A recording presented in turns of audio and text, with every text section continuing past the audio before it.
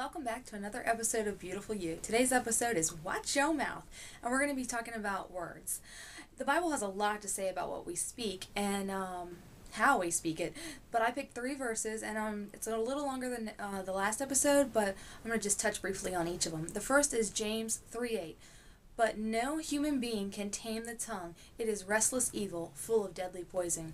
That was so amazing to me because how true is that? Have people said things to you and it really hurt and it almost burned and it felt like you were being poisoned? And sometimes you would have rather been poisoned than to hear what they said. And we really need to think before we speak because we end up hurting people really bad and they carry those scars forever. And it's usually over something very petty. And the second verse is Proverbs 12:18. There is one whose rash words are like swords thrust, but the tongue of the wise is healing. Once again, the beginning of it talks about our words hurting people and compares it to a sword, but at the end of this it talks about wise words being healing, and this made me think of my mom and when I was little. You know, when you have siblings or friends who pick on you and say mean things to you, it hurts really deeply, and you run to mommy and she can make you feel so much better. She lifts you up with her words and cares for you and, just encourages you with her words, and it makes you feel so much better. And she heals you by what she said. Well, we can do the same thing for others, and we should really try to work on using our words to heal the people around us because so many of us have been hurt badly by what people said. So, once again, think before we speak, and then let's start speaking nice things and healing things. And the third verse is James 1:26. If anyone thinks his religion,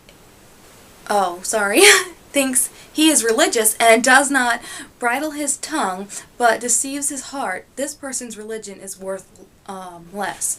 This goes out to my fellow Christians, and I've done this, and I know many people who have done this. Because we are Christians, sometimes we get that, oh my gosh, I can't believe they did that attitude, and we judge people hastily. And as I've gotten older and gotten to talk to some of these people that I was quick to judge, I realized that they did those things in pain and because they didn't know, or many other reasons, but I had no right, just like others have no right to, judge them because we don't know what their walk is and what they're going through. So we really need to be particularly careful with our words because they look at us and we talk about faith in Christ and, all of these things, and then we judge people over ridiculous things sometimes, and we end up hurting them, and they don't want our Christ. They don't want to know the Lord, and we have this amazing, amazing gift to share. So, once again, think, then speak, and let's really work on healing and, spreading Christ's love, not hate, because we as Christians have something amazing to offer. So let's do this, girls and boys, if you're watching.